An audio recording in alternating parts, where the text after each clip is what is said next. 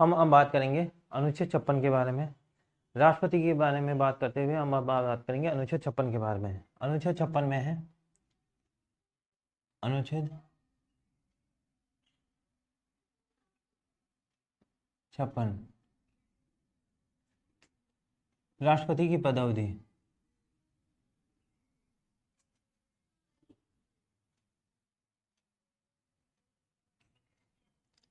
पदावधि अनुच्छेद 56 में है राष्ट्रपति की पदावधि। अनुच्छेद 56 एक में है राष्ट्रपति अपने पद ग्रहण की तारीख से, पद ग्रहण तारीख से 5 वर्ष के लिए अपने पद पर बना रहेगा। तो अनुच्छेद 56 एक में कहा गया है कि राष्ट्रपति अपने पद ग्रहण की तारीख से 5 वर्ष के लिए अपने पद पर बना रहेगा। अनुच्छेद 56 एक क्या है? राष्ट्रपति उपराष्ट्रपति को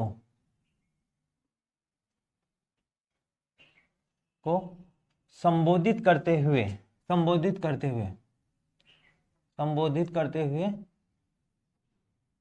अपने हस्ताक्षर सहित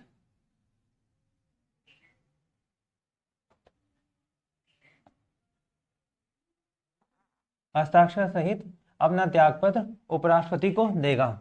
तो अनुच्छेद 56 एक में कहा गया है कि राष्ट्रपति उपराष्ट्रपति को संबोधित करते हुए अपना त्यागपत्र उपराष्ट्रपति को देगा। अनुच्छेद 56 एक है राष्ट्रपति पर महाभियोग का उल्लेख है।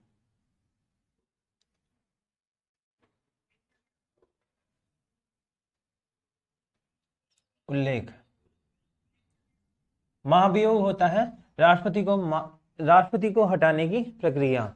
जब राष्ट्रपति को अपने समय से पहले हटाया जाता है उस प्रक्रिया को महाभियोग प्रक्रिया कहा जाता है। तो अनुच्छेद 56 एक है में महाभियोग की प्रक्रिया का उल्लेख है और महाभियोग का उल्लेख है और अनुच्छेद 61 में महाभियोग की प्रक्रिया है। तो अनुच्छेद 56 एक है में महाभियोग का उल्लेख है कि महाभियोग क्या होता है और अनुच्छेद 61 में महाभियोग की प्रक्रिया है कि महाभियोग किस तरीके से चलाया जाएगा। तो एक में उल्लेख है और एक में प्रक्रिया है। अनुच्छेद 56 एक गैर अनुच्छेद 56 एक गैर में कहा गया है कि राष्ट्रपति अपने कार्यकाल की समाप्ति के बाद भी अपने पद पर तब तक बना रहेगा जब तक कि उसका उत्तराधिकारी या दूसरा राष्ट्रपति पद धारण नहीं कर लेता है। तो अपने कार्यकाल की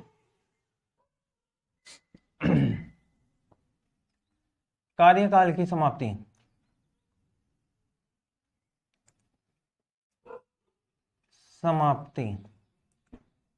राष्ट्रपति अपने कार्यकाल की समाप्ति पर भी अपने पद पर तब तक बना रहेगा जब तक कि उसका उत्तराधिकारी संविधान में उत्तराधिकारी शब्द का प्रयोग किया गया है। तो अनुच्छेद 56 एक में कहा गया है कि राष्ट्रपति के कार्यकाल की समाप्ति पर भी राष्ट्रपति अपने पद पर तब तक बना रहेगा जब तक कि उत्तराधिकारी अपने पद को ग्रहण नहीं कर लेता है। इसका अर्थ है कि दूसरा कोई राष्ट्रपति नहीं बन जाता है, तब तक पहला ही राष्ट्रपति जो अपने पद पर बना रहेगा। अनुच्छेद 56(2) में कहा गया है कि राष्ट्रपति के त्यागपत्र की सूचना उपराष्ट्रपति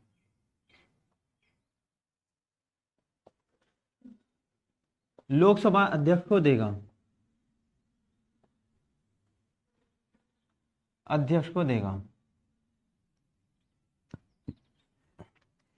तो अनुच्छेद 56(2) कहता है कि राष्ट्रपति के त्यागपत्र की सूचना, क्योंकि राष्ट्रपति उपराष्ट्रपति को त्यागपत्र देता है तो उपराष्ट्रपति इसकी सूचना लोकसभा अध्यक्ष को देगा। उपराष्ट्रपति राज्यसभा का प्रधान सभापति होता है।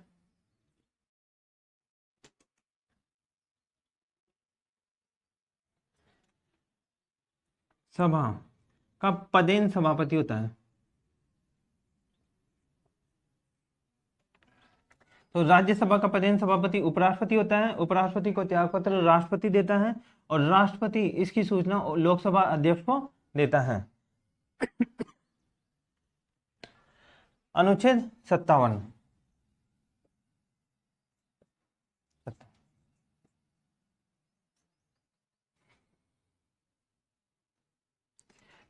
एलिजिबिलिटी ऑफ री इलेक्शन, पुनः निर्वाचन की पात्रता।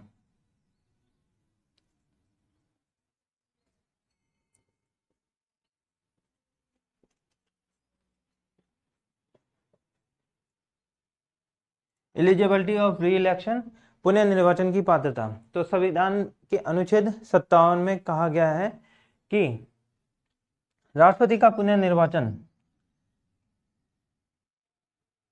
राष्ट्रपति का पुनः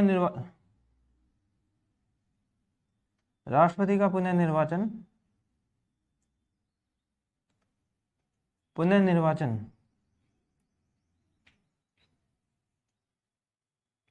संविधान के अन्य उपबंधों के अधीन होगा। संविधान के अन्य उपबंधों के अधीन होगा, उपबंधों के अधीन होगा, मतलब अन्य जो योग्यताएं उसकी है उसके अनुसार ही राष्ट्रपति का पुनः निर्वाचन होगा। राष्ट्रपति के पुनः निर्वाचन के बारे में संविधान में कोई भी सीमाएं नहीं हैं। तो संविधान में कोई भी सीमा नहीं है।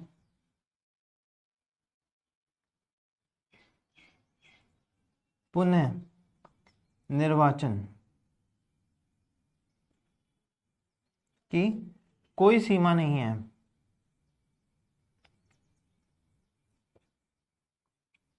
नहीं है। राष्ट्रपति के पुनः निर्वाचन की संविधान में कोई भी सीमा नहीं है। राष्ट्रपति जितनी बार भी चाहे पुनः राष्ट्रपति बन सकता है। तो एक राष्ट्रपति जब अपना कार्यकाल समाप्त करता है तो वह पुनः निर्वाचन के लिए योग्य होता है।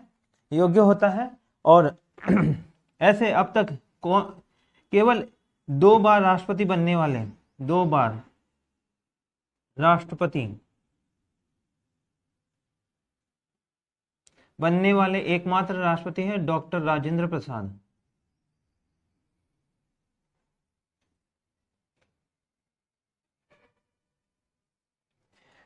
तो अब तक भारत में केवल 2 बार राष्ट्रपति बनने वाले, सबसे ज्यादा बार या 2 बार राष्ट्रपति बनने वाले एकमात्र राष्ट्रपति है डॉक्टर राजेंद्र प्रसाद। जबकि संविधान में पुनर्निर्वाचन के बारे में कोई भी सीमा नहीं है। कोई भी राष्ट्रपति कितनी बार भी राष्ट्रपति बन सकता है। जबकि अमेरिका में राष्ट्रपति सिर्फ 2 बार ही बन सकता है, उसकी सीमाएं हैं कि 2 बार ही राष्ट्रपति बन सकता है। लेकिन भारत में इसके बारे में संविधान मौन है। संविधान में कोई भी सीमा नहीं है कि वह राष्ट्रपति कितनी बार बन सकता है। तो संविधान में किसी प्रकार की कोई सीमाएं नहीं होने के बावजूद भी सिर्फ डॉक्टर राजेंद्र प्रसाद के अलावा अब तक कोई भी ऐसा राष्ट्रपति नहीं हुआ जो कि दूसरी बार राष्ट्रपति बना हो। अब बात करेंगे अनुच्छेद 58 के बारे में।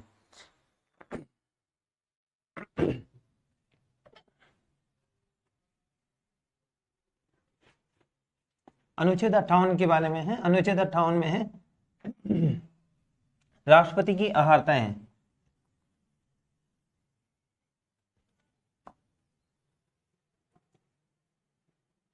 अनुच्छेद 58 में है राष्ट्रपति पद के लिए अहर्ताएं।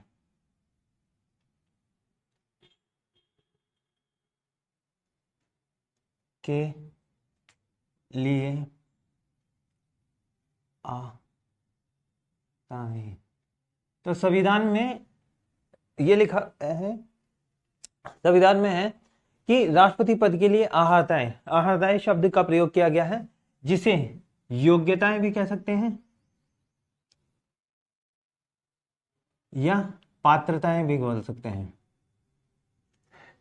तो राष्ट्रपति के निर्वाचन के लिए अहर्ताएं, एलिजिबिलिटी ऑफ इलेक्शन, राष्ट्रपति पद के लिए अहर्ताएं। तो सबसे पहला अनुच्छेद 58(1) कहता है, 58(1) में 3 चीजें हैं।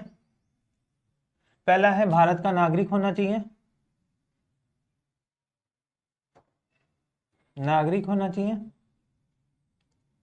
दूसरी बात है यह 35 वर्ष की आयु पूरी कर चुका हो।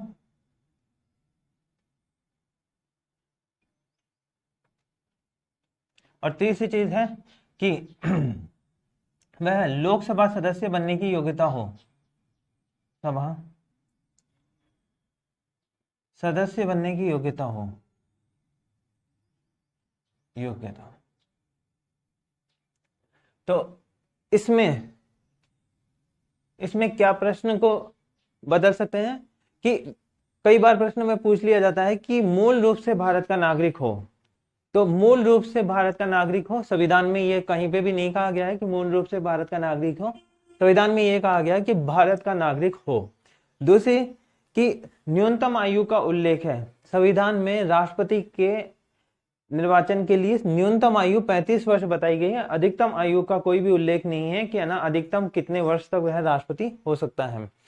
तीसरा, वह लोकसभा सदस्य बनने की योग्यता रखता हो, ना कि लोकसभा सदस्य हो। अगर वह लोकसभा सदस्य होगा तो उसे अपने पद से त्यागपत्र देना होगा, या वह जिस दिन से राष्ट्रपति बनेगा उस दिन से लोकसभा का वह पद खाली माना जाएगा। 58(2) लाभ के पद के बारे में उल्लेख है।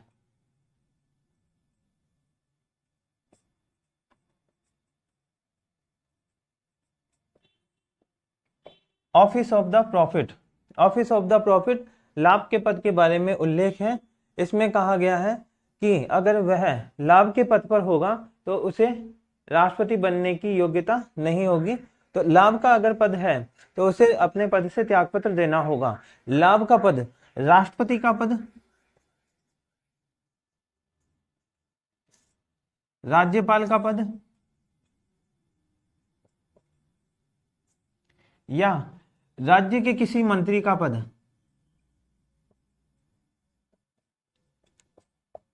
लाभ के पद में नहीं आता है।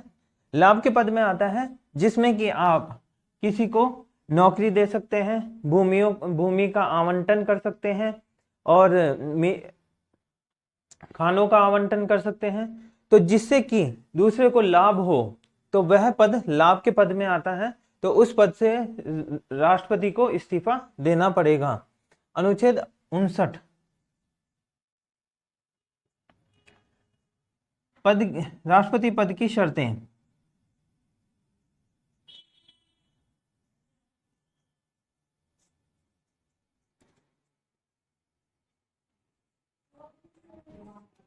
ठीक है, राष्ट्रपति पद की शर्तें अनुच्छेद 59 में है। राष्ट्रपति पद की योग्यताएं, आहारताएं हैं, अनुच्छेद 58 में। ये राष्ट्रपति बनने से पहले के लिए होती है, और अनुच्छेद 59 राष्ट्रपति बनने के बाद में शर्तें शुरू होती हैं। राष्ट्रपति की शर्तें, राष्ट्रपति पद के लिए शर्तें क्या है? वह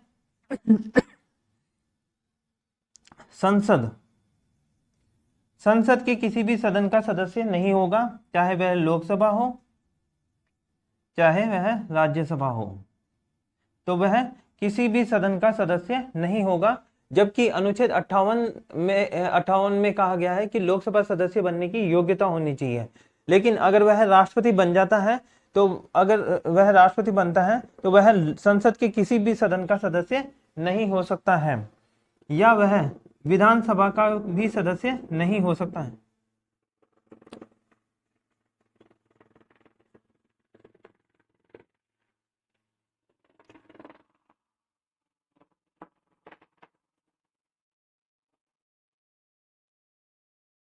तो वह विधानसभा का भी सदस्य नहीं हो सकता है। तो वह संसद के भी किसी सदन का सदस्य या विधानसभा के भी किसी सदन का सदस्य नहीं हो सकता है।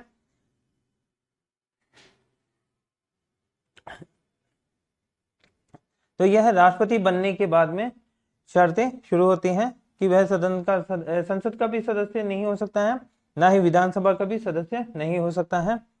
राष्ट्रपति बनने पर उसके वेतन होगा, राष्ट्रपति का वेतन होगा, राष्ट्रपति का वेतन 5 लाख रुपए प्रति महीना होगा, और पेंशन होगी 1.5 लाख रुपए। 1.5 लाख रुपए प्रति महीना।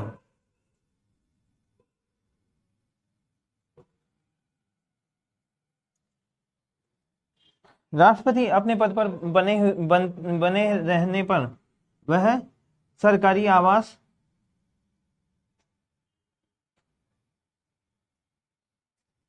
सुविधाओं का हकदारी होगा। और जब वह रिटायरमेंट होगा तो उसके बाद में उसकी पेंशन 1.5 लाख रुपए महीना होगी और अन्य सुविधाएं उसको दी जाएगी।